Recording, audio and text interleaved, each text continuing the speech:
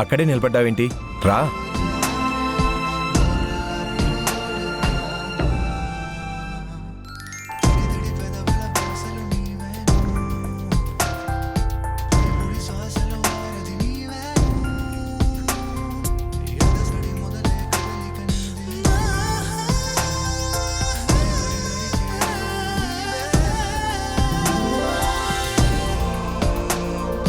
శ్రీవల్లి, మన మధ్య ఈ ఫార్మాలిటీస్ ఏంటి?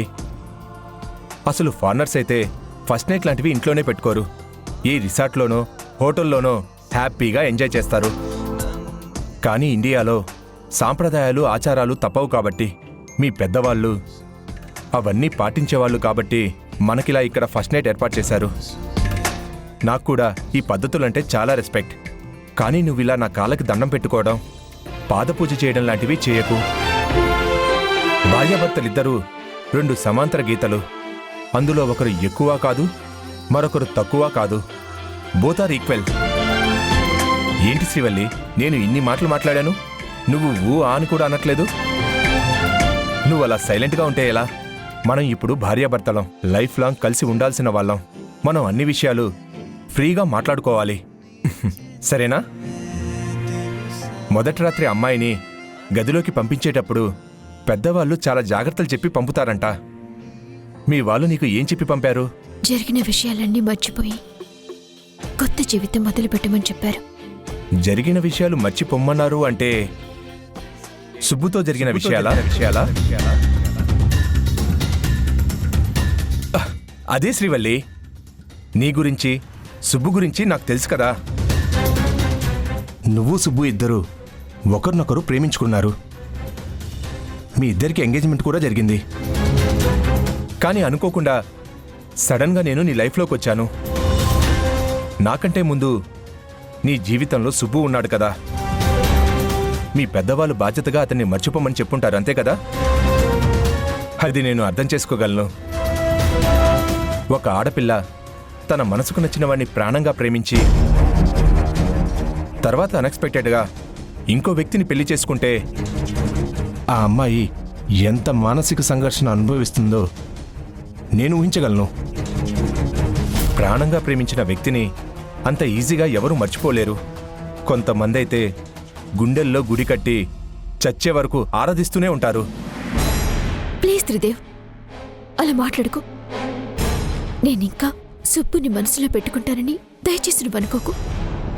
నేను భార్యాభర్తల బంధానికి కట్టుబడి బాధ్యతగా ఉంటాను. సుబ్బుని మర్చిపోయాను కూడా. నీ గురించి నాకు తెలుసు శ్రీవల్లి. నీ మాటల్లో నిజాయితీ నాకు తెలుస్తుంది.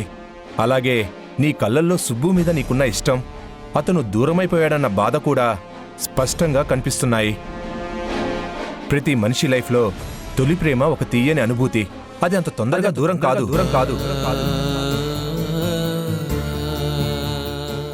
అరే శ్రీవల్లి, ఏంటిది?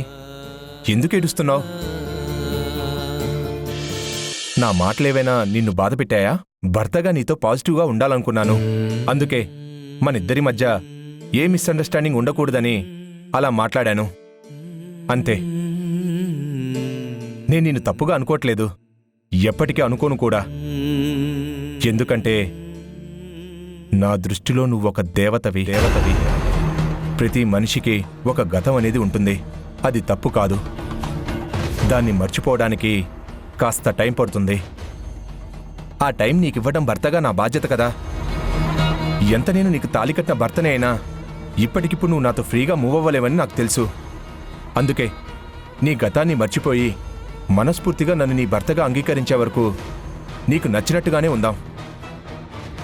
నిన్ను నేను ఏ విషయంలోనూ బలవంత పెట్టను. తాళి కట్టకముందు ఎలా అయితే మనం ఫ్రెండ్స్గా ఉన్నామో ఇప్పుడు కూడా అలాగే ఉందాం. నువ్వు నన్ను అర్థం చేసుకుని నీ మనసులో నాకు చోటిచ్చాకే మనం ఒకటవుదాం, ఓకేనా? నా మనసుని అర్థం చేసుకున్నందుకు చాలా థ్యాంక్స్ త్రిదేవ్. నువ్వు నా గురించి అంత గొప్పగా ఆలోచించినందుకు నాకు చాలా హ్యాపీగా ఉంది. మనం ఇప్పుడు ఫ్రెండ్స్ కదా, ఫ్రెండ్స్ మధ్య థ్యాంక్స్ ఎందుకు? అలాగే, థ్యాంక్స్ చెప్పను. కానీ నాతో స్మాల్ రిక్వెస్ట్. ఏంటి? మన ఈ విషయాలు అమ్మ వాళ్ళకి తెలియకూడదు. అలాగే శ్రీవల్లి, పెద్దవాళ్ళ ముందు భార్యాభర్తలుగా నటిద్దాం. రూమ్లో మాత్రం ఫ్రెండ్స్గా ఉందాం. ఇదంతా నువ్వు నన్ను అర్థం చేసుకునే వరకే కదా. తర్వాత మనం ఎలాగో కలిసిపోతాం కదా. నువ్వు చాలా మంచివాడివి త్రిదేవ్. నీ కాంప్లిమెంట్కి థ్యాంక్స్. ఫ్రెండ్స్ మధ్య థ్యాంక్స్లు ఉండవని నువ్వే అన్నావు కదా. అవును కదా. సరే, ఇక పడుకో.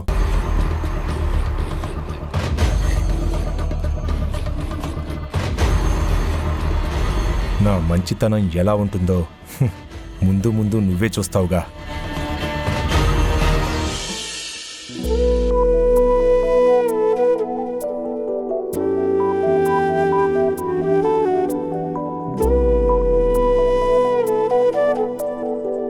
Srivalli, Srivalli,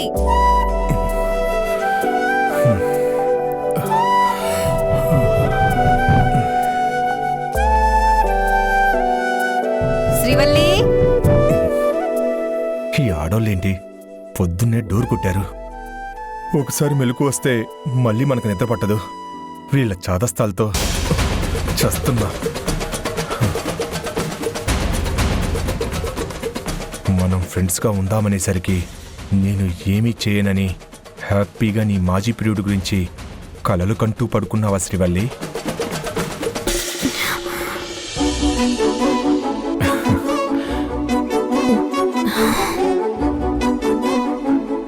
good morning Srivalli. Good morning. అప్పుడే లేచేసావా? శ్రీవల్లి, శ్రీవల్లి. ఆగు శ్రీవల్లి. నువ్వు ఇలా బయటికెళ్తే ఏమవుతుందో తెలుసా? ఏమవుతుంది? మనకి శోభనం జరగలేదని అందరికీ తెలిసిపోతుంది. మనకి శోభనం జరగలేదని తెలిస్తే వాళ్ళ మనసుల్లో మన గురించి ఏదేదో ఊహించుకుంటారు. నువ్వింకా సుబ్బు గురించే ఆలోచిస్తున్నావని, ఇష్టం లేని పెళ్లి చేసుకున్నందుకే నాకు దగ్గర కాలేకపోయావని బాధపడతారు. నిజమే. మరిప్పుడు ఏం చేయాలి? మనకి శోభనం జరిగినట్టు కలరింగ్ ఇవ్వాలి. కలరింగా?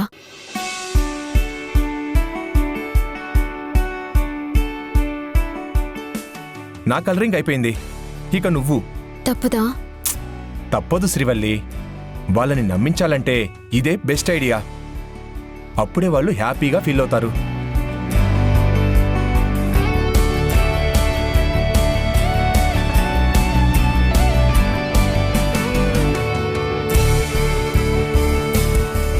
ఇప్పుడు ఓకేనా? నువ్వు నేను ఓకే. ఆ బెడ్ కూడా ఓకే అయితే సరిపోతుంది.